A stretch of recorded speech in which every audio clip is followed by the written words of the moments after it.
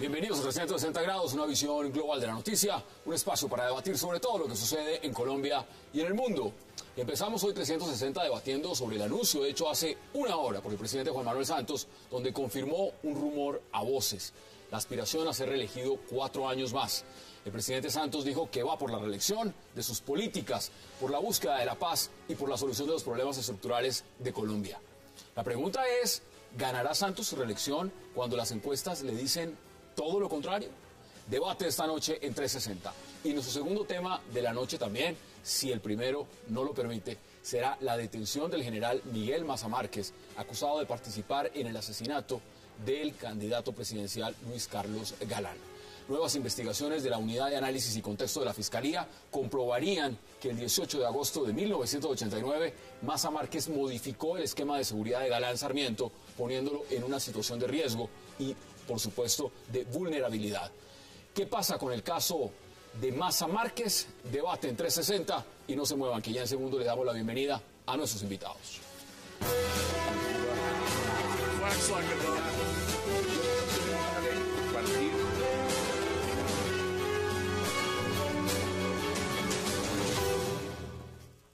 Y qué placer darle la bienvenida esta noche a 360 al senador Juan Carlos Vélez, a Luis Celis, a Francisco Bernate y a Lázaro Vivero.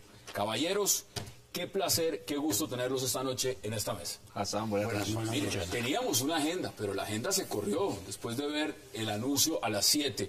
Senador, leí una columna de Mario Morales, decía, el secreto peor guardado. ¿Fue el peor guardado o eso se sabía? ¿Cómo analiza usted lo que pasó ahorita? No, pero es que eso no era un secreto. ¿Quién dijo que eso era secreto? Todos sabíamos que el presidente Santos iba a intentar reelegirse. Había organizado su estructura a través de la Fundación Buen Gobierno. Estos días estuvo inaugurando casas, estaba cazándole peleas a Uribe a ver si de pronto aumentaba un poquitico la credibilidad, si las encuestas mejoraba. No, esto, todos sabíamos, esto secreto no era.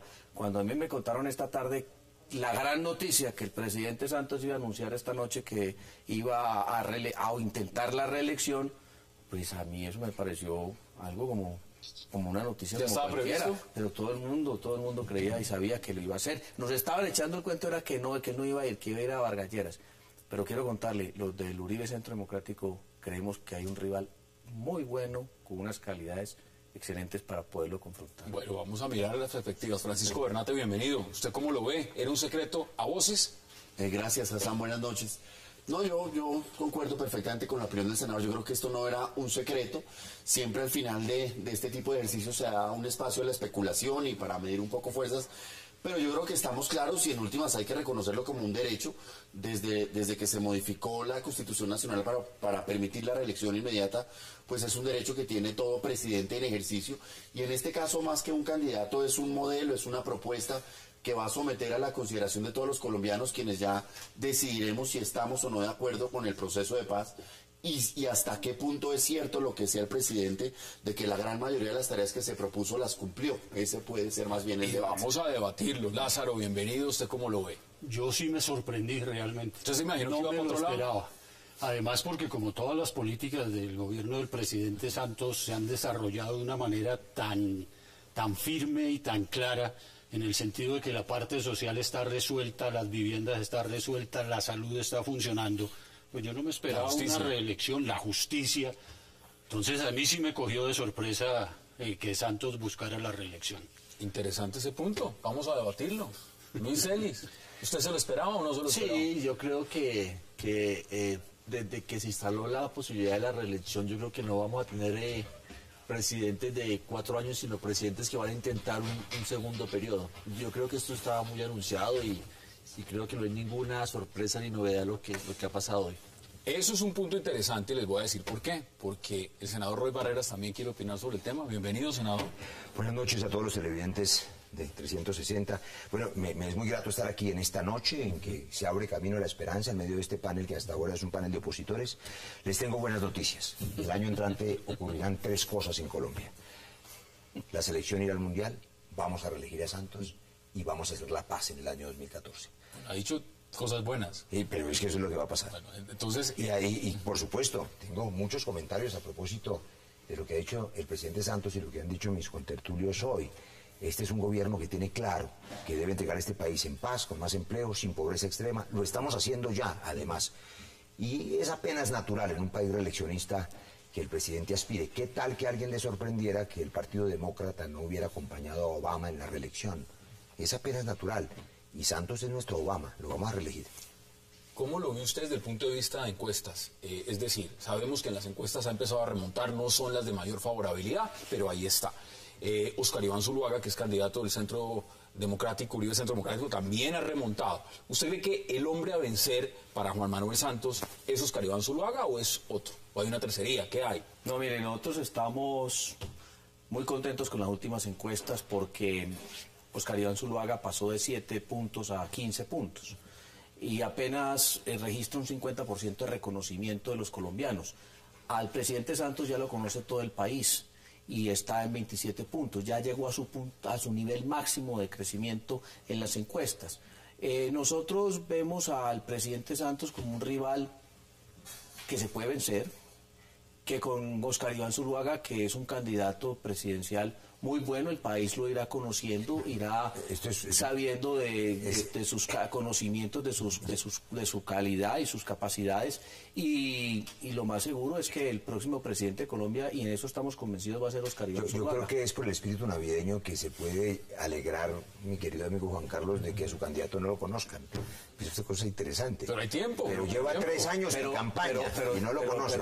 Es un buen hombre. Óscar Iván Zuluaga es un buen hombre, pero le quiero decir una cosa. Yo creo que haga lo que haga, seguirá siendo Zuluaga. Y ahí no va a subir. Yo le digo una cosa. Usted déjeme de ser pitoniza también como usted lo pretendió ser ahora. Usted hizo unos pronósticos que pero se lo voy a cumplir los 3. Que usted selección Colombia del Mundial. Elección de Santos y pasan el 2014. Yo también hago de pitoniza. ¿Cuánto quiere que apostemos?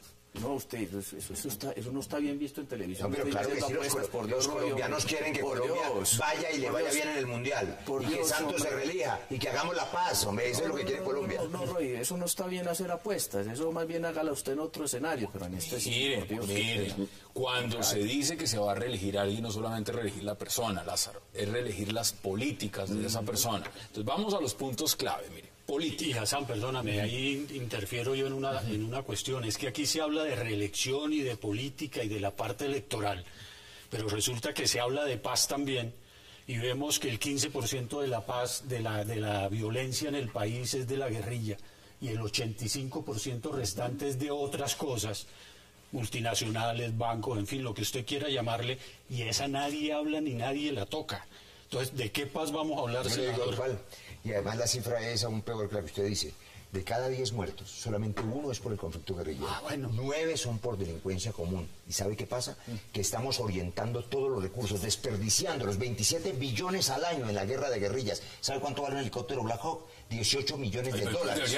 Y eso no, negociando la paz para poder invertir la plata en la gente, en lo social, en madres comunitarias, en seguridad urbana, en las calles, protegiendo a los ciudadanos. La guerra es el mejor negocio para las bandas criminales. Tenemos que terminar con ese desperdicio de dinero. Sí, pero ¿cuánto le valen al país los secuestros, los atentados terroristas, los asesinatos, la extorsión de parte de la guerrilla? Eso también le cuesta mucho al país. Y nosotros dejamos que eso se haga sin control. ¿Usted cree que podemos perseguir a los fleteros, a los atracadores, a los asaltantes con helicópteros Black Hawk? Hay un negocio en la guerra, pero la paz es posible. No, pero sí podemos evitar, sí podemos evitar que aquí se cometan muchos actos de delincuencia, que hoy en día lo hace la guerrilla. ¿O le parece que 20 días de luz, de Tumaco sin luz? Llevamos 50 años en eso.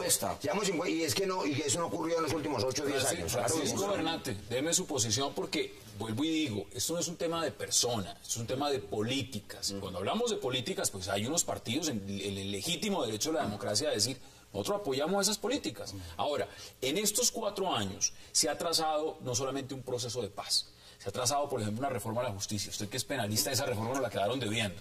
Hoy en día, y eso lo vi a través suyo, en su cuenta de Twitter, ya hasta la justicia empieza a entutelar a la gente en los realities, ¿no? A decir que están detenidos contra su voluntad.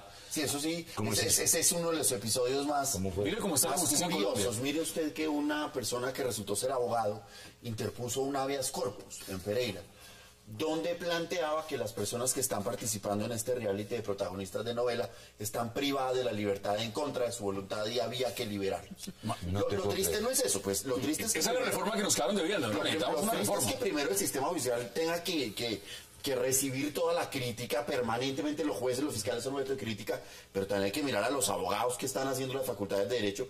Pero lo segundo es también muy triste pensar que un funcionario de un juzgado penal del circuito y un magistrado del Tribunal Superior de Pereira tienen que dedicarle tiempo a esto. ¿Cómo le fue a la justicia? ¿Cómo le ha ido a la justicia en esos 4 años? No, a la justicia le ha ido bastante regular. En primer lugar, porque las demandas que se hicieron por cuenta del paro judicial no fueron atendidas por completo. En segundo lugar, los recursos que requiere la justicia para estos procesos de oralidad y todo esto siempre han sido insuficientes. Ya se va a aplazar la entrada en vigencia del Código General del Proceso. La justicia penal demostró una creciente, digámoslo, un incremento en su desprestigio y en su desvalor, un sistema acusatorio que no funcionó, frente al cual el país no reacciona a tiempo. Yo creo que, como lo dijo el presidente, uno de sus grandes retos en este segundo periodo va a ser el de la justicia, porque solamente tendremos una paz duradera en la medida en que tengamos un sistema judicial que funcione. ¿Qué me dice usted? Porque hay temas estructurales, ¿no? Ahorita vamos a hablar de la paz, porque la paz es un bloque completo.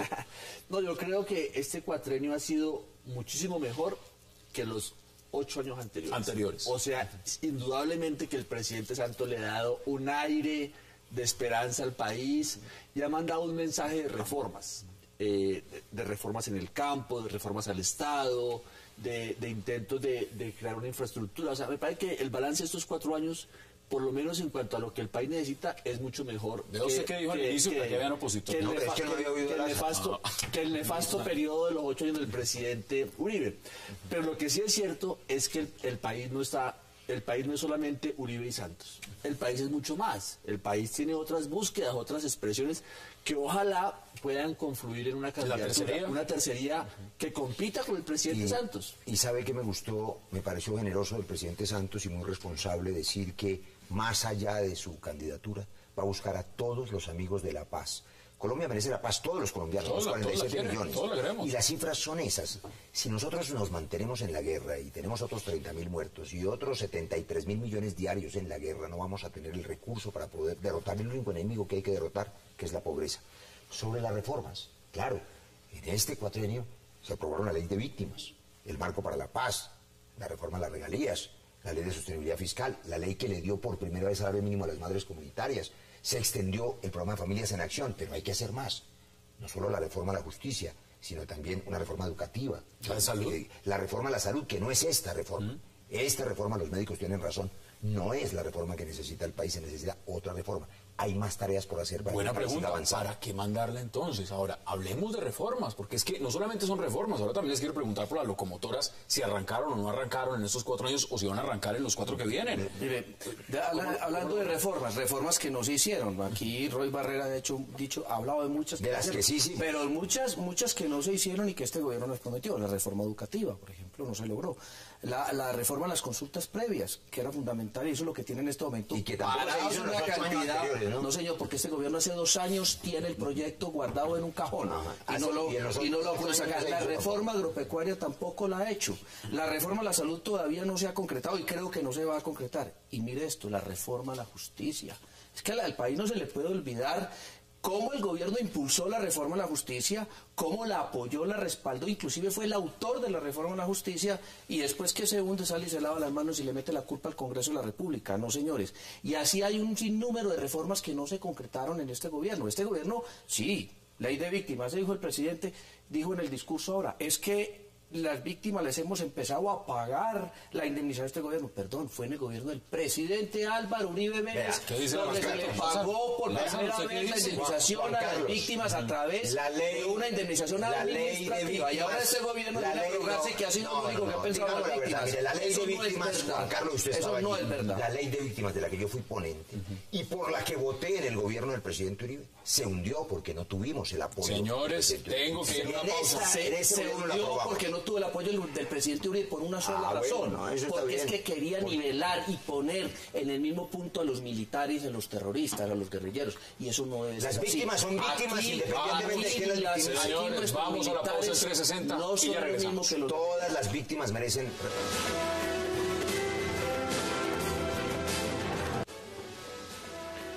Colombianos, hoy quiero anunciarles que el próximo lunes 25 de noviembre, como lo establece la ley, radicaré ante la registraduría la carta en la que protocolizo mi interés en ser candidato a la presidencia de la República para el periodo 2014-2018. Lo hago porque estoy convencido de que hemos avanzado lo suficiente y que por fin es posible llegar a ese futuro de prosperidad y de paz que merecemos todos los colombianos.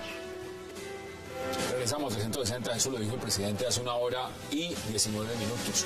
Lázaro, le agrego también otra frase del presidente, que la tengo acá, la estoy leyendo directamente, son las 8:19 del diario El Tiempo. Dice, lo hago porque cuando se ve la luz al final del túnel, no se da marcha atrás y no vamos a hacerlo. Hassan, ¿me permite hacer una interpelación muy breve? Claro.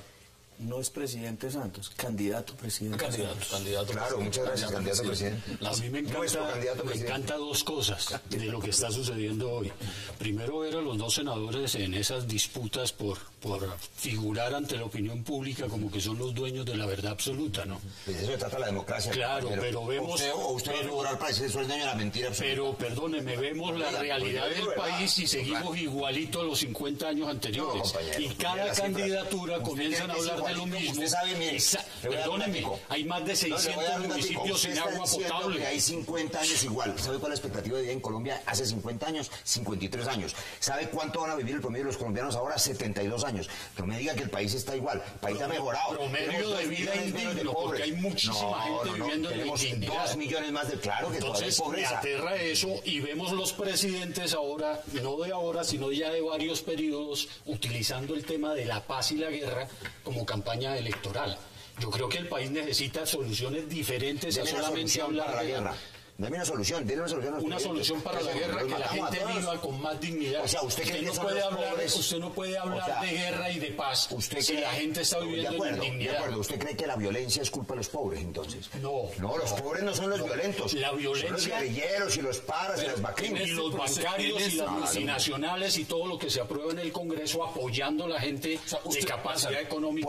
Por ejemplo, la ley que le dio salario mínimo a las madres comunitarias. Sí, eso o la ley que aumentó a 3 millones de familias en acción. Para mí esos son temas que se inventan para seguir haciendo una pregunta, barata con caudillos demagogos. Aquí hay unas elecciones que no solo son presidenciales, hay unas elecciones a Congreso también, unas legislativas. En esa medida, usted le fija responsabilidades igual a los partidos políticos. Usted dice, en lo que viene hay que modificar también ese Congreso. A todo. Absolutamente todos somos responsables de lo que está pasando. Propónganos algo. Uno no puede hablar ni del Partido Liberal ni del Conservador. Ahora se inventaron, como le decía el senador ahora al otro senador Vélez, sí, que él era un buen conservador, pero que ya no es. O sea, todo el mundo se mueve en los diferentes partidos. La política es dinámica, ¿no? Claro, pero dependiendo de sus intereses. Pero uno vemos, a nivel de municipios, uno los visita, la pobreza es totalmente ¿Cuántos municipios absoluta. ha visitado usted en el último mes? Uy, muchísimos. Porque yo he visitado 172 Usted en el está último haciendo mes. campaña prometiendo y dando mermelada y ofreciendo luz y agua. Usted está mintiendo. Yo he escuchado a 6.000 víctimas de la guerrilla en los últimos meses. ¿Sabe qué dicen? Esas víctimas que verdaderamente les duele el conflicto, no queremos más víctimas, no queremos parir más hijos para la guerra. Queremos la paz. Usted pone un tema, es que criticar es muy fácil, ¿no? ¿Y por qué no habla de las víctimas de las multinacionales y de los bancos? De acuerdo con usted, pero claro que son pulpos financieros. Y es el 85%. Y ese debate lo damos también, pero hablemos de lo que significa el proceso, porque el proceso está inmerso en esta alocución del presidente y en su aspiración de reelegir las políticas es para finiquitar y concluir el proceso de paz. Sí, no, yo creo que el presidente Santos va a pasar a la historia porque es el que ha abierto la posibilidad cierta de un cierre del conflicto armado, y eso es indudablemente un hecho histórico. El principal problema que podemos solucionar los colombianos y las colombianas es el conflicto armado. Y si podemos cerrar ese conflicto vía reformas, podemos concentrarnos en los otros problemas, en los problemas de la inequidad, de la pobreza, de la calidad de la democracia. O sea, ese conflicto armado distorsiona todo. O sea, en ese conflicto armado lo que ha hecho es que el país, lo peor del país sea el que gobierne los territorios y configure un poder mafioso y haga estragos. Entonces yo creo que ese mensaje sí es importante. Lo que pasa es que el único que puede hacer la paz no es el presidente Santos. Yo también creo que un hombre como Antonio Navarro, por ejemplo, podría liderar también ese esfuerzo. Aquí vemos fotos, mire, le voy a dar nombres. Enrique Peñalosa, Aida Bello, la señora Clara López Obregón, Antonio Navarro y todo lo demás que hay. Acá hay nombres, acá hay nombres. ¿Usted qué dice, Francisco Bernate? Claro, yo insisto en el punto en que más que una elección de personas es una elección de políticas, porque realmente en nuestro país la diferencia entre los partidos no es realmente significativa y eso explica esa facilidad de... Acá hay una unidad nacional, y eso abarca la gran mayoría. Realmente la oposición está reducida a dos partidos. Y la diferencia es coyuntural frente a ciertos puntos. Lo que tenemos que decir los colombianos es si queremos reelegir un modelo de gobierno y un proyecto de gobierno y un proyecto de país o si no. Puntualmente creo que en eso estoy totalmente de acuerdo con usted. Vamos nuevamente a gravitar en torno a un proceso de paz, como sucedió en el 90, como sucedió en el gobierno de Pastrana, como ha sucedido todos estos años. Nuevamente los colombianos escogemos entre continuar con un proceso de paz o un modelo diferente, cualquiera que esta sea la alternativa. Ahora, también vale la pena analizar el discurso del presidente en punto de si este gobierno cumplió o no con aquello que se fijó como meta, sobre todo en punto de lo que decía Hassan de las locomotoras, si realmente funcionaron o no. En el tema minero pareciera que los avances no son muchos y hay una deuda pendiente que es colateral al tema del conflicto armado, que es determinante para el desarrollo económico del país, como es la infraestructura. Nosotros estamos viviendo en el año 1940 y eso es lo que no permite que nos pongamos a tono con la economía, por lo menos latinoamericana. Dos cosas así. Hay un Recuerde que ahora en infraestructura hay una compañía, se llama Isagen, empieza el tema de vender Isagen para invertir en infraestructura, por lo menos eso. Y para seguir haciendo dobles calzadas y que el país sea competitivo. Acabamos de firmar un acuerdo muy importante para los colombianos, que es Alianza Pacífico. Los 4 países que están mejor en economía hoy creciendo son Colombia, Chile, México y Perú. Unidos afrontaremos el reto de Asia-Pacífico para generar más empleo. Pero quiero darle la razón a Lázaro y también a Francisco en lo primero que... A Luis. A Luis, perdóname. Y ese... a propósito de que la paz no es solo de una persona. Y lo dijo Juan Manuel Santos, la paz no es de Juan Manuel, es de todos. También es de Navarro. También es del presidente Uribe. La paz es para todos. O sea que ellos también pueden hacer esta paz. Y yo creo que la paz está por encima de los partidos y debe ser un propósito nacional. En cambio, creo que hay suficientes razones para que el país que avanza hacia la modernización institucional no pierda el camino y reelija a Santos. Le doy solamente unas cifras en economía. Un país con la inflación controlada, con la cifra de desempleo más baja en 14 años, 9%. En España tienen 28% de desempleo. Claro que hay que mejorar más, pero el país ha mejorado. Tenemos 232.000 muchachos más con cupos universitarios, con nuevos créditos del ICETEX en 0 interés. Eso no existía. Hay 700.000 niños más en el programa Colombia. ¿Cómo ve usted ese país? Está mejorando el país. Estoy viendo otro país muy diferente. ¿Estoy otro país? En el tema de la seguridad, por ejemplo, nosotros hemos venido en un retroceso enorme.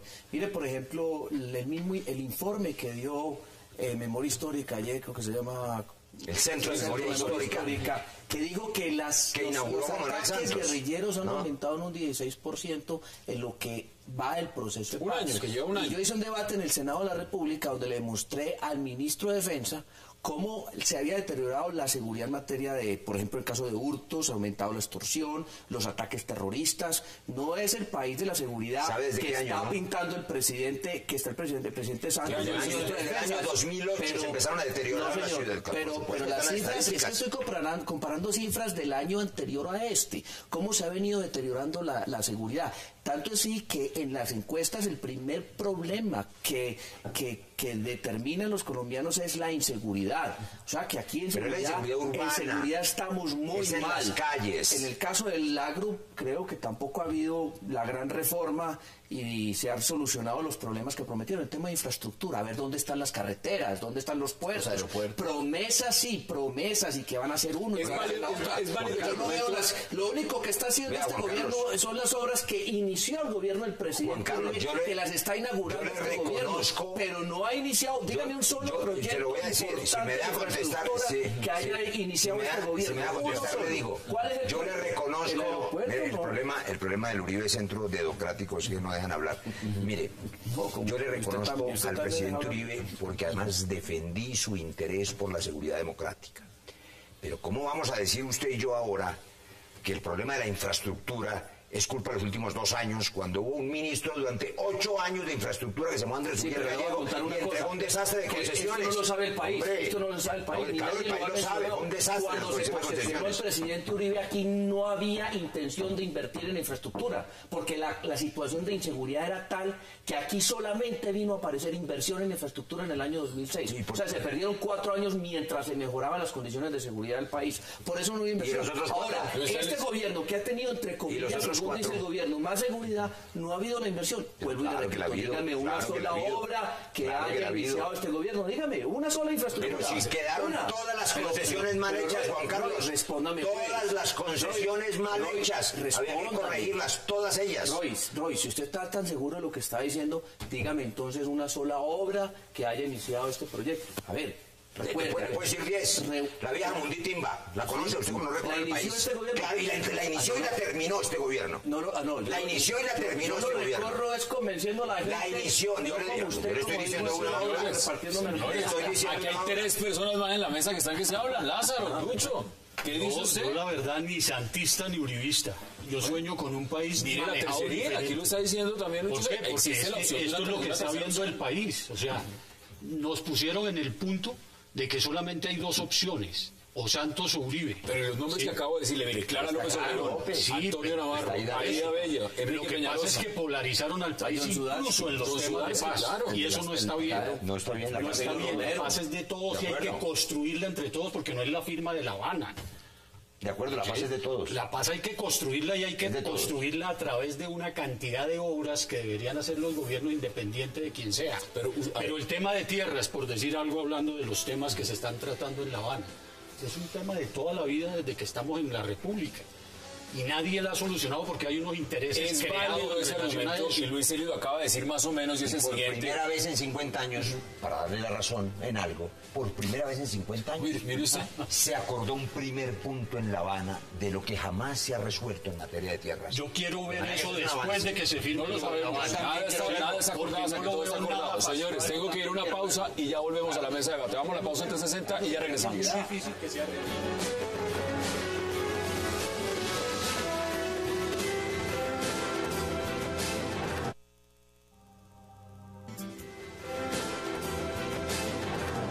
Regresamos a 360 grados. Francisco Bernat, mire, el presidente también ha dicho lo siguiente, que ha tenido frustraciones. Él reconoce que ha tenido frustraciones, que hay cosas que no ha podido sacar adelante, proyectos que no ha podido sacar adelante.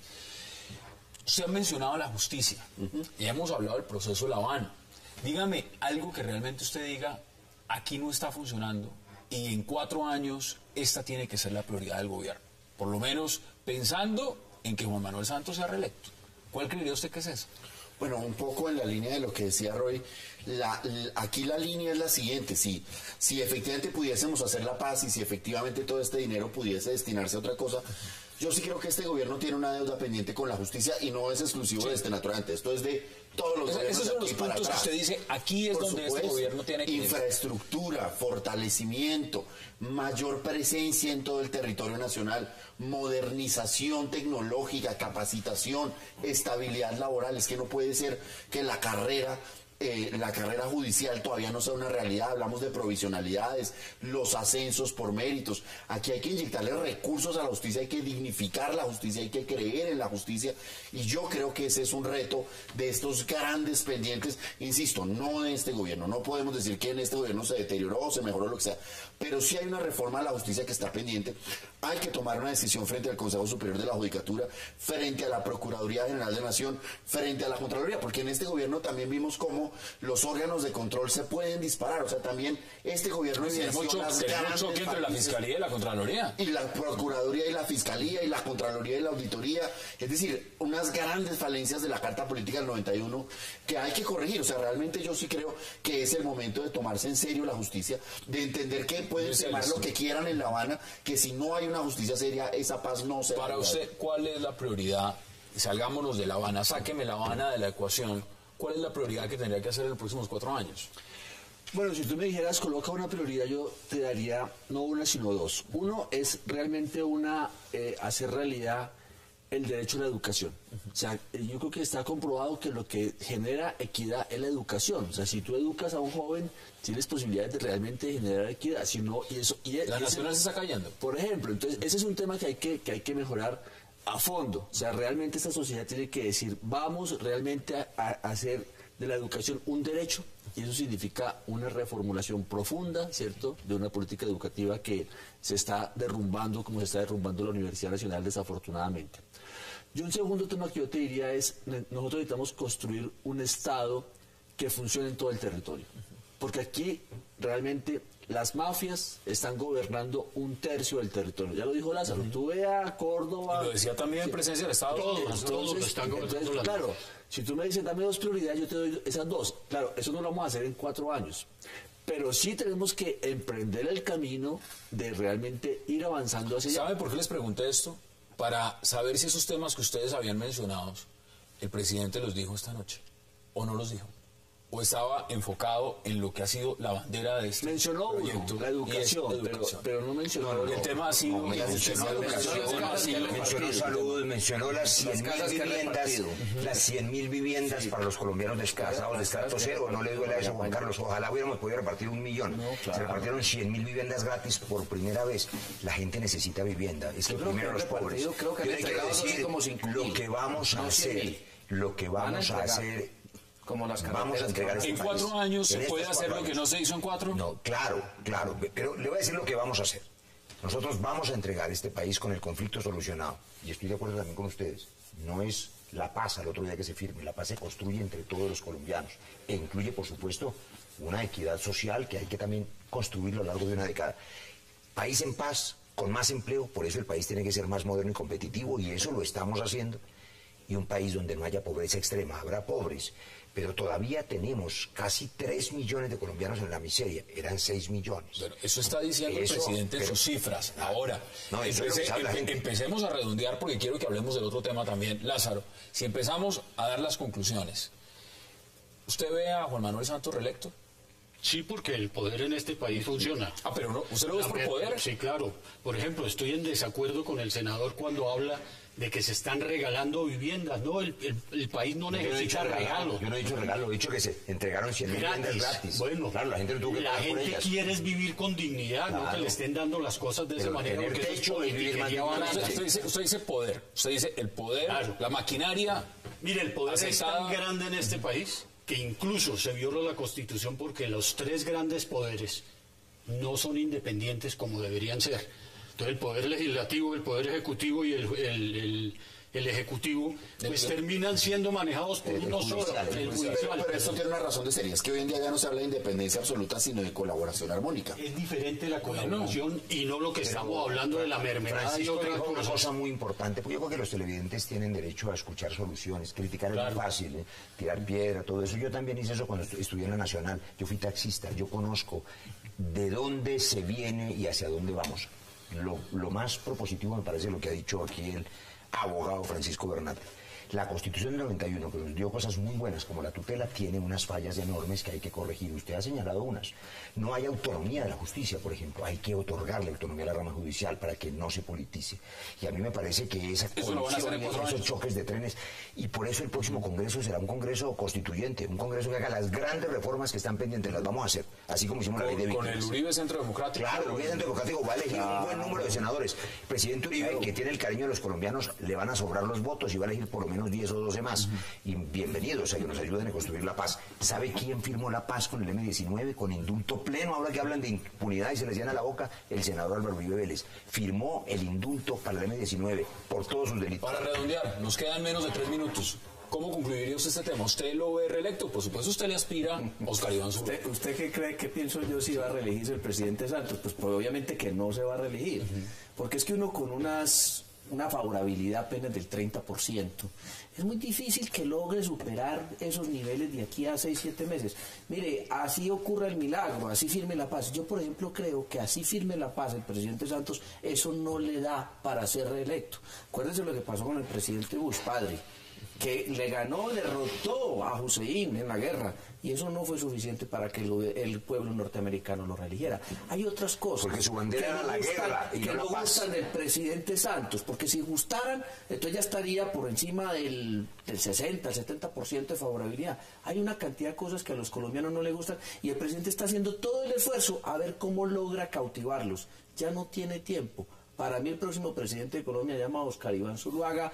Así me digan lo que me quieran decir, pero estoy plenamente convencido que las condiciones están dadas para que él sea el próximo presidente. ¿Le agrego usted algo en 20 segundos? Sí, por supuesto. Yo creo que el país es mucho más que Santos y el señor Oscar Iván Zuluaga. Y yo creo que el reto está en si una tercería puede configurarse, presentar un programa y competir. Yo diría que el presidente Santos tiene muchas fortalezas, tiene muchas posibilidades de competir. Tiene todo el poder, tiene la maquinaria. Pero yo creo que también, y acompañándolo en ese esfuerzo de paz, totalmente creo que hay un país que está emergiendo, buscando, y ojalá la tercería se logre configurar y pasar una segunda vuelta derrotando al Uribe. Vamos a ver esos pronósticos. Este tema nos va a dar mucho de qué hablar. Vamos a la pausa en 360 porque también quiero aprovechar a nuestros invitados para preguntarles sobre la orden de captura de detención de Miguel Maza Márquez. Ya regresamos.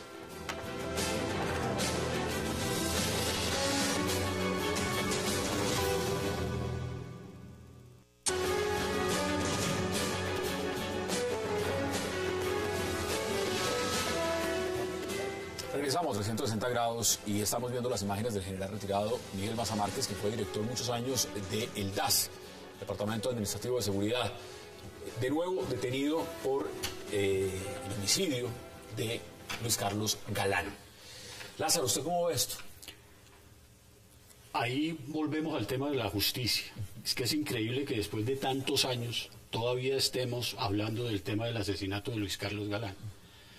Eso me indica que la justicia no ha funcionado como tal. Acuérdense de la persona que señalaron como el autor, Hasbún, que después de tantos años preso le dicen que no tiene nada que ver y se murió y no pasó nada. Entonces la justicia no está funcionando. La justicia la convirtieron, volvemos al tema político, ¿sí?, en un ente donde funciona a favor de unos o a favor de otros. Usted sabe que es muy curioso y se los quiero preguntar en ese sentido también, Luis, senadores y por supuesto Francisco. La familia Galán por supuesto quiere justicia y tiene derecho a la justicia y el país necesita conocer la verdad frente a estos hechos. El señor había sido detenido 3 veces. Primero se dijo que había sido una alianza con Pablo Escobar. En 24 años prácticamente no se pudo llegar a demostrar concretamente eso. Ahora dicen que es una alianza con el cartel de Cali. Entonces, si uno mira ese proceso en esta perspectiva, ¿cómo le parece a usted? Sí, bueno, yo creo que el caso del general Maza Márquez hay que verlo en un contexto de un Estado que ha actuado de manera criminal. O sea, no es solamente el caso del general Maza Márquez como un individuo aislado que coge un camino delincuencial, sino es la presencia, ¿cierto?, de sectores organizados dentro del Estado, llámese la policía, el ejército, el DAS, el Congreso de la República, que han actuado de manera mancomunada con con el crimen y son parte del crimen, o sea, no es que estén por fuera del crimen, sino que son parte. Entonces yo creo que eso al país le hace bien, o sea, al país le hace bien saber lo que ha vivido y corregir eso. Entonces me parece que en el caso ya particular del general Maza Márquez, él está implicado, por lo menos el DAS que él dirigió está mencionado en 4 magnicidios. Pizarro. Jaime Pardo Leal del 87, Galán en el 89, Bernardo Jaramillo en el 90 y Pizarro en el 90. O sea, son 4 grandes magnicidios de candidatos presidenciales. Entonces yo creo que esto le hace bien al país le hace bien saber lo que ha pasado y corregir. Mire, Hassan, yo conocí a Luis Carlos Galán a mis 16 años y lo acompañé hasta que lo asesinó a la mafia en el 89. A mí me parece que aunque sea tarde es bueno que los culpables paguen, porque Galán significó para nuestra generación una voz valerosa contra el narcotráfico que hoy sigue siendo la gran maldición de Colombia. Porque lo que no dijimos en el primer segmento, de Nuevo Espacio, es que todas nuestras guerras de los últimos 20 o 30 años, guerrillas, BACRIM, paramilitares, están financiadas por la maldición del narcotráfico que ha destruido el tejido social. Vamos a firmar la paz, pero nos queda pendiente una tarea más difícil que todas las que se han dicho esta noche, que es resolver el problema del narcotráfico, con un debate que dará para otro día y muchos días. La única solución al narcotráfico, lo anticipo, y en eso tampoco estamos de acuerdo con Juan Carlos seguramente, es una solución inteligente, la misma del alcohol y del tabaco, la despenalización global de la Un debate que ya se ha propuesto. Ahora, Francisco Bernate, cuénteme usted, porque usted es penalista, usted vive conociendo estos procesos, cómo funcionan y demás. El material probatorio que debe tener la Fiscalía en este caso para volver a hacer una tercera captura tiene que ser un material probatorio demasiado fuerte. Desafortunadamente no. ¿Por qué? Porque aquí lo que hay es una resolución de situación jurídica, que es el acto mediante el cual se define si la persona está en condiciones o no de comparecer al proceso. Si no lo está, se le detiene preventivamente, pero el requisito para detenerlo preventivamente en el trámite que rige este proceso son 2 indicios graves. Y aquí un indicio pues es cualquier cosa. Aquí sabemos que un testimonio y un testigo falso es un indicio. Sí, si el testimonio está perrateado, lo del indicio pues ya es cantinflesco, pero la realidad sí es que el debate tiene que, claro, naturalmente nadie puede estar en contra de que se esclarezca el hecho, que haya una verdad, pero aquí sí hay una glosa muy importante que hacer. ¿Cuál es la urgencia de tener a una persona frente a un hecho que ocurrió hace 24 años? ¿Dónde está su capacidad para alterar la prueba? ¿Dónde está el riesgo de que no comparezca al proceso? Bienvenido, sí, claro, bienvenido la verdad, bienvenido que se esclarezca. Pero esta es una captura para la galería, esta es nuevamente el espectáculo de la cárcel, es el bálsamo de que estamos investigando. Como se hace muchísimas veces. Sí, pero es la detención preventiva. Claro. Porque los televidentes se equivocan, y yo soy médico, no soy abogado, y uno tiende a creer que cuando capturan a alguien es porque es culpable. No, y resulta aquí es porque que tienen 2 indicios, ¿no? Porque hay una investigación, ¿sí? Y se supone, pregunto al abogado, excúseme Hassan, que cuando capturan a un individuo es para que no altere el proceso, ¿sí? Porque es un peligro para la sociedad. Exactamente. O porque existe riesgo de fuga, o porque es un riesgo para la prueba. Pero antes que todo eso, el requisito principal debe ser la urgencia. Tengo que detenerlo porque usted me va a detener el proceso. ¿Cuál urgencia hay 24 años después? ¿Cuál urgencia? Es decir, cuando existían otras formas, que la caución, que es una prenda que da el señor, o una caución juratoria, yo creo que si el señor no se ha volado en 24 años, pues no se va a volar ahorita, pues. ¿Qué dice usted, senador Vélez? Pues yo creo que pues confunde esta detención porque, como veníamos hablando ahora, pues Alberto Santofimio está en este momento en la cárcel. Condenado, y se supone que era una relación que él tenía con el cartel de Medellín. Ahora dicen que los que estaban detrás de este magnicidio habían sido el cartel de Cali. Una confusión enorme. De todas maneras, hay cosas que se pregunta, y la justicia ha actuado en este tema, en otros magnicidios. Álvaro Gómez. Álvaro Gómez, a eso es que voy. ¿Qué ha pasado con el caso de Álvaro Gómez? No ha habido absolutamente nada. Y corre el riesgo de que, si no se declara como un delito de lesa humanidad, pues va a prescribir. Y eso sería supremamente grave.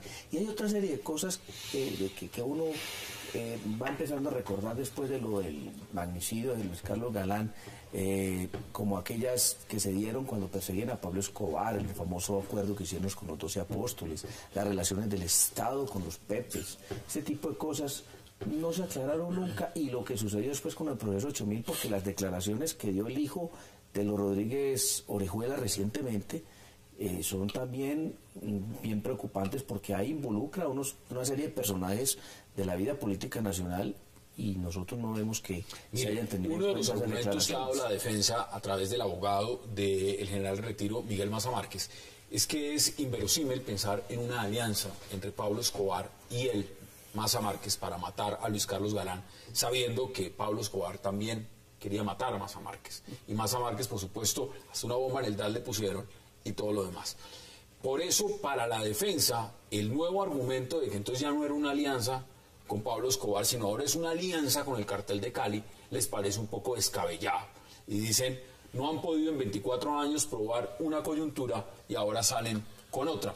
¿Qué tan real es o no? No cuadra muy bien, porque digamos es decir, o estamos frente a 24 años de investigación que se perdieron, porque si la hipótesis investigativa avanzaba hacia el cartel de Medellín, pues uno no entiende cómo puede eso gravitar absolutamente hacia el otro lado a hablar ahora del enemigo político. Sobre todo desconoce un contexto histórico, es decir, la guerra del Estado, con el tema de extradición y todo esto, que es lo que conduce a la muerte de Luis Carlos Galán.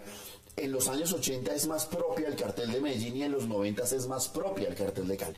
Y los métodos de guerra de unos y otros naturalmente fueron diversos. Mientras que el uno era sanguinario, el otro logró infiltrarse en las más altas esferas del Estado, como lo demostró el proceso 8000.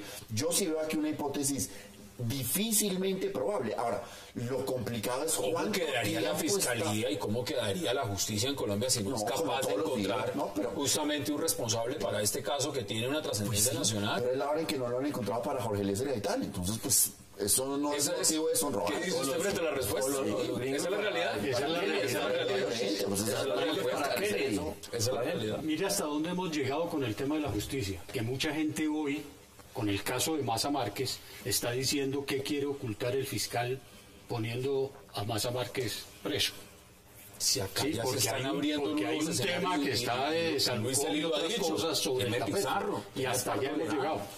tema de Bernardo La utilización de la justicia para tapar otras cosas. Sin embargo, a pesar de las dudas razonables sobre este proceso, creo que lo positivo que tiene esta noticia es volver a recordar a los colombianos que el narcotráfico es una maldición, que el crimen no paga, que hizo mucho daño y que hay que seguirlo persiguiendo hasta que le encontremos una solución global. Y eso es importante porque muchas generaciones, Hassan, muchos jóvenes todavía caen en esa maldición y eso siempre termina mal. Y se perdieron unos maravillosos políticos y la izquierda, cultura derecha, de la ponderación que vivimos hoy. Deme sus conclusiones en 40 segundos y concluya usted este debate, Luis Ellis. Mira, no, a mí me parece que lo que le hace bien al país es la verdad. Y aquí hay que hacer un gran esfuerzo de verdad judicial, de verdad histórica. Entonces, en este caso particular del general Maza Márquez, me parece que está muy bien que si hay un proceso judicial avance, ¿cierto? Porque realmente lo que pasó en ese cuatrenio es de la mayor gravedad y me parece que si la fiscalía lo vuelve a convocar es porque tiene como sustentarle al país un proceso judicial. Bueno, ahí están las posiciones. Senador, un verdadero placer como siempre. Gracias por aceptar la invitación, Luis Ellis. De igual manera, senador Barreras, un placer. Gracias. Lázaro, también un placer. Gracias. Francisco Bernate. A ustedes, gracias por acompañarnos. Nos vemos mañana de nuevo a la misma hora, 8 p.m. para seguir debatiendo toda la agenda política de Colombia y del mundo. Y recuerden, a petición de ustedes, repetición 11:30 de la noche. Hasta una próxima oportunidad.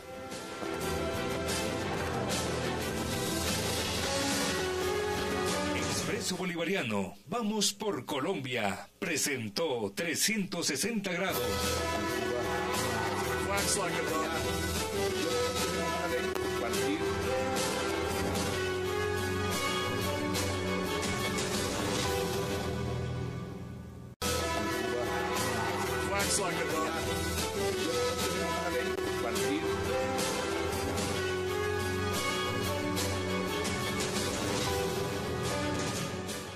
Bienvenidos a 360 grados, una visión global de la noticia, un espacio para debatir sobre todo lo que sucede en Colombia y en el mundo.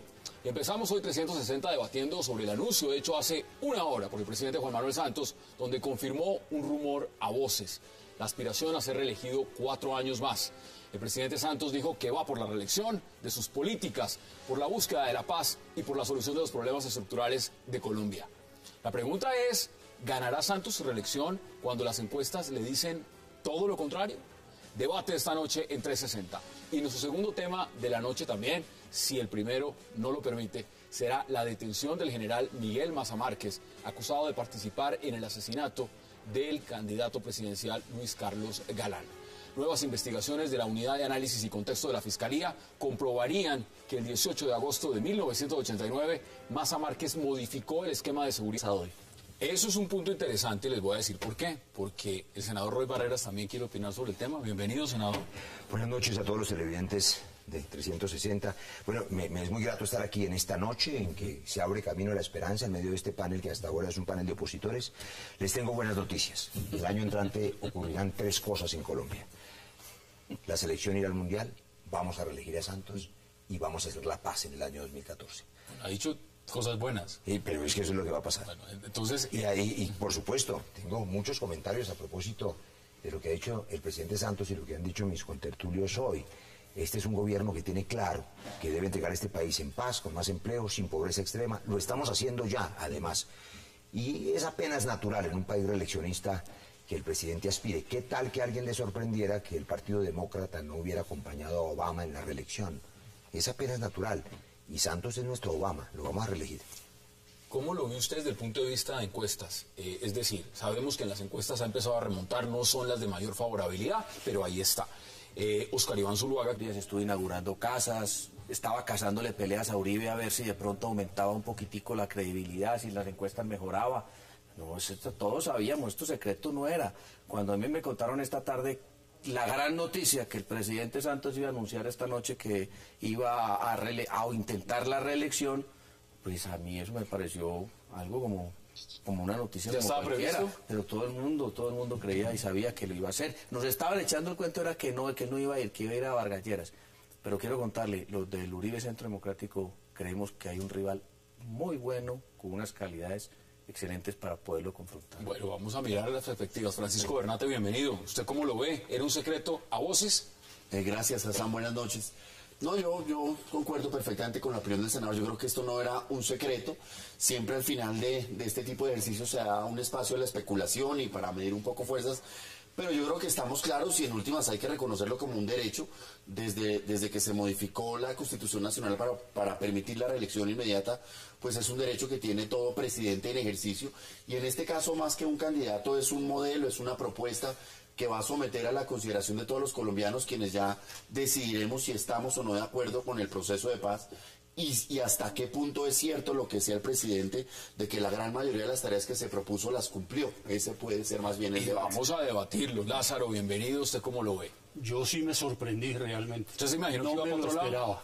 Además porque como todas las políticas del gobierno del presidente Santos se han desarrollado de una manera tan firme y tan clara, en el sentido de que la parte social está resuelta, las viviendas están resueltas, la salud está funcionando. Pues yo no me esperaba una reelección, la justicia. Entonces a mí sí me cogió de sorpresa que Santos buscara la reelección. Interesante ese punto. Vamos a debatirlo. Luis Celis, ¿usted se lo esperaba o no se lo esperaba? Sí, yo creo que desde que se instaló la posibilidad de la reelección, yo creo que no vamos a tener presidentes de 4 años, sino presidentes que van a intentar un segundo periodo. Yo creo que esto estaba muy anunciado y creo que no hay ninguna sorpresa ni novedad lo que ha pasado. De Galán Sarmiento, poniéndolo en una situación de riesgo y, por supuesto, de vulnerabilidad. ¿Qué pasa con el caso de Maza Márquez? Debate en 360 y no se muevan, que ya en segundo le damos la bienvenida a nuestros invitados.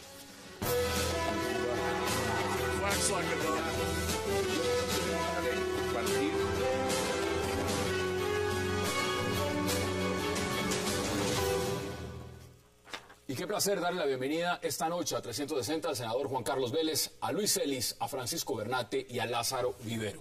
Caballeros, qué placer, qué gusto tenerlos esta noche en esta mesa. Hassan, buenas noches. Teníamos una agenda, pero la agenda se corrió después de ver el anuncio a las 7. Senador, leí una columna de Mario Morales, decía, el secreto peor guardado. ¿Fue el peor guardado o eso se sabía? ¿Cómo analiza usted lo que pasó ahorita? No, pero es que eso no era un secreto. ¿Quién dijo que eso era secreto? Todos sabíamos que el presidente Santos iba a intentar reelegirse. Había organizado su estructura a través de la Fundación Buen Gobierno. Esto